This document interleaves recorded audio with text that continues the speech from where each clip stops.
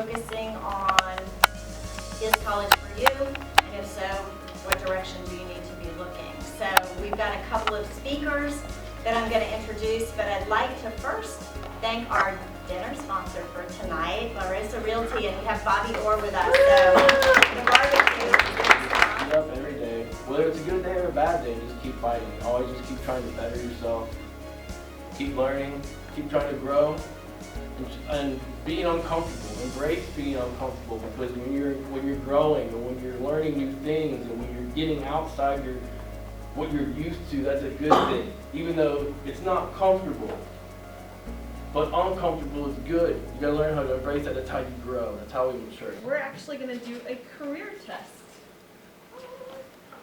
Do not think about how much education or training is needed or how much money you'll make.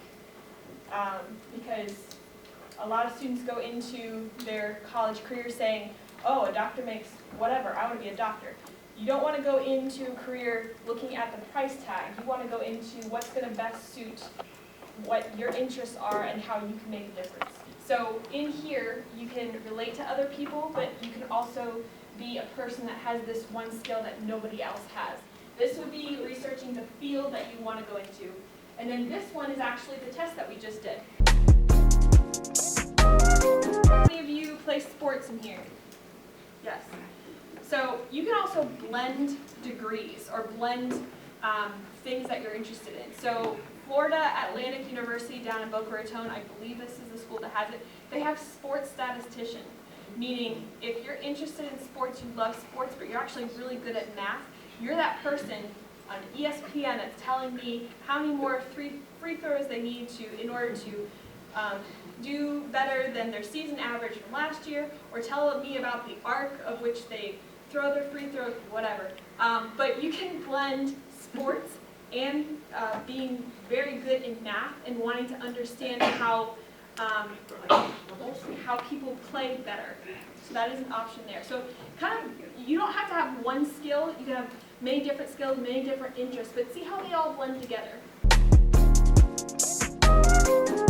Hi everyone, my name is Jasmine. I'm a student here at Lake Sumter State College. Hi guys, my name is Amara. I go to UCF, clearly. My name is Jarvis. I go to Lake Sumter, but I go to the Leesburg and Sumterville campus. I'm Asquith. I'm a student here at Lake Sumter, but I'm also a student at Lake Mineola.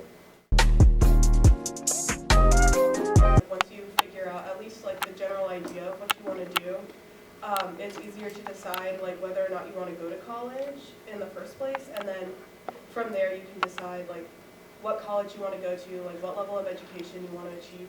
Like it's really deciding like what you want to do, and also deciding who you are like when you're in high school and like a little bit after that, because if you are like in school and you really hate it, then maybe you don't want to do something that's like that requires like a college education. Like maybe you'd rather do like something that's more hands-on or something that's more technical.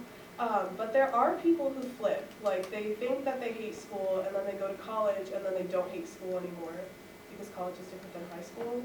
So it's really, it's about the individual.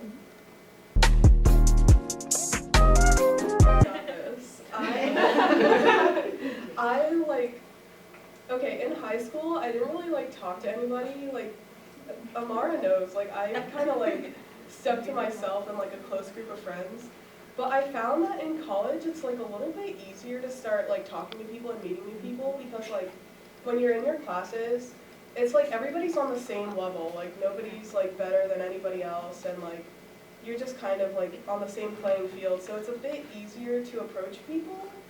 And so I've made friends through my classes, and I've also made friends with my professors, which sounds weird, but it's very valuable, I promise. Like it's a valuable experience to like be friendly with your professors. And also clubs. Like I have this one club, it's the Creative Writing Club. It's the best. Like we're all just like friends, and it's really fun. And yeah, so I meet people through my classes and then through extracurriculars. Everyone in college is equally struggling. not in like a horrible struggling way, but like midterms is gonna come up, there's tests, there's quizzes, you wanna get together in study groups, you wanna get this done, you wanna work on homeworks together, it's everyone coming together, but also everyone like knows each other's problems within that class. My class had a lot of like older people in it, and I'm 16, and it was like 20-year-olds, like nursing students and stuff in there trying to get credits. And, you know, just talking to them about their experiences in college and stuff like that, it was really cool. But yeah, you know, it's just talking around, getting to know people. This is a great question. Today I had an English class that has about 20 people in it, and my chemistry class which has 493 people in it. It's a huge lecture hall. And there's a lot of personal attention that you're not going to get in a huge lecture class, and you really have to make sure that you're staying on top of all of your assignments and that you're going to office hours and getting one-on-one time with your professor so that you know you have all of the content down and that you know like you're going to pass this class, because it's so much more difficult. I took 2 classes here at Lake Sumter, and I thought it was like just so much better and easier to learn and like really retain information in a smaller class because you're getting more personal time, also with your like peers, because you don't really talk to your peers a lot in a giant lecture hall. You're sitting next to different people almost every day. So yeah, I think you have to be like a lot more driven like in those larger classes.